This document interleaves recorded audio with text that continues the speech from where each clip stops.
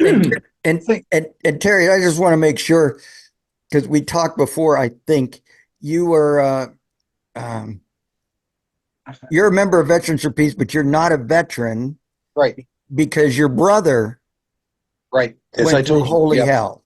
yeah. My brother was terribly burned near Da Nang, and he was in heavy fighting, and his they had an armored personnel carrier. Armored personnel carriers were called Amtraks in those days, not to be confused with the railroad.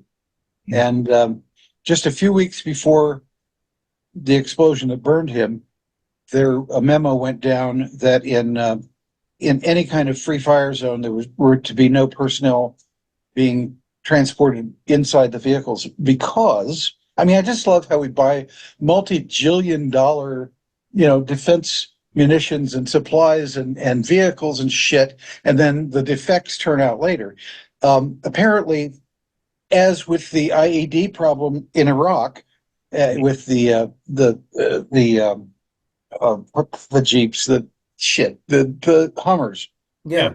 they were found to have inadequate armory on the belly, and so the IEDs were unusually penetrative and actually creating shrapnel out of the undercarriage, et cetera. Anyway, a similar thing apparently was going on with Amtrak's. They would drive over mines and blow, and they had several hundred gallons of gasoline strapped to their bellies, and poof. So my brother was a platoon commander in the Marines, and he and his platoon sergeant were on top of the thing manning a machine gun, and they apparently got thrown 50 to 60 yards unconscious on fire except for their flak jackets.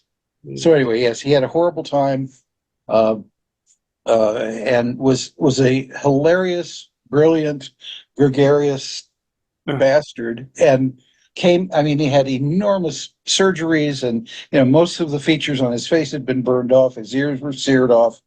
He had all kinds of surgical shit over the years, and then develops a brain tumor, which the VA readily conceded was probably Agent Orange induced, and died at age 38.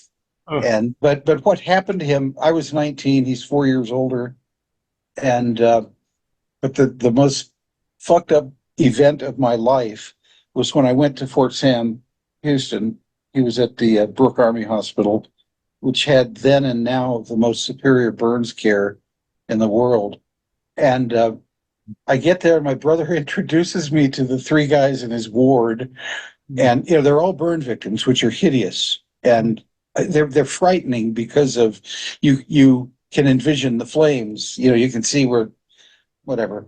Anyhow, he introduces me to this one guy that they called the Mummy, and this guy looked the skin grafts from his chest up all the way to his forehead.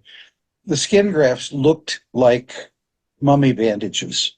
And of course, he had lost all of his facial features, and they'd had to re-slit nostrils and a mouth and eyelids. And he reaches this gnarly skeletal hand to shake my hand and says, "Hi, it's nice to meet you. How long are you going to be in town?" And I'm like trying to not throw up. And I mean, I'm horrified. And I'm 19, and I'm finally figuring out there must be something bad going on in Vietnam. And he says, "Listen, are you going to be here for like the week?" And I said, "Yeah." He said, "Would you bring me back a 45?" And I said, "What?